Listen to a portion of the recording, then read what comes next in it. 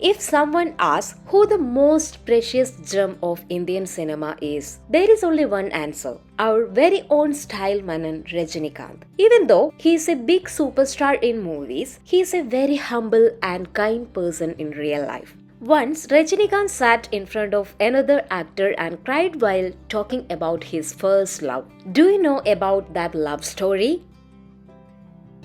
During the shooting of the film Basha, actor Devan was playing the role of a villain opposite Rajinikanth. The shoot was scheduled for 10 days in Mumbai. One evening after the shoot, when Devan returned to the hotel, Rajinikanth told him, "Devan, come to my room in the evening. Let's have dinner together." Usually on film sets, many actors invite others like this, but most of the time it isn't a genuine invitation. So Devan didn't take Rajinikanth's invite too seriously. Instead, he went out for a walk and came back later. When he returned, a hotel staff member told him, "Rajini sir called you to his room several times." Hearing this, Devan felt quite awkward and guilty.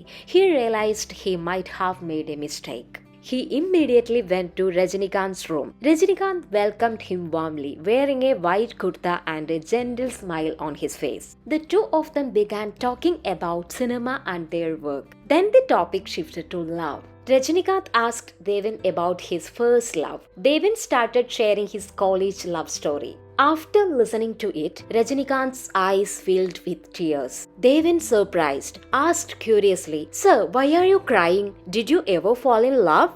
With tears in his eyes, Rajinikanth replied, "Yes, my Nimmi, Nirmala." While working as a bus conductor in Bengaluru, Rajinikanth followed a system where passengers board the bus from the back door and exited from the front door. One day, a young woman tried to enter the bus through the front door. Rajinikanth stopped her. This led to an argument between them. She even pushed his hand away and got into the bus through the front door anyway. Her name was Nirmala. She was an MBBS student. Like a scene from a movie, that small argument turned into a friendship and eventually into love. As their bond grew, Rajinikanth once invited Nirmala to watch a stage play in which he was performing. She accepted the invitation and came to watch him act. A few days later, Rajinikanth received a letter from the Film Institute in Chennai. He was shocked because he had never applied there. Curious, he found out that it was Nirmala who had sent the application on his behalf. When he asked her why she did this, Nirmala replied, "You act really well. There is something special about you. I want to see your face on film posters. I want to see huge cutouts of you in front of theatres. I want the whole of India to know you." That day, when I saw your stage play, I had already seen your future in my mind. That's why I sent the application, Nimmi said. "You must go," she insisted. But Rajinikanth wasn't interested. He told her that it required a lot of money and if he quits his job, things wouldn't run smoothly at home. He didn't even have enough money to travel to Chennai. He explained all this to Nimmi and said he wasn't interested. The next day, Nimmi came to him with some money. She gave it to Rajinikanth and said, "I'll send you money. You must go to Chennai and study cinema."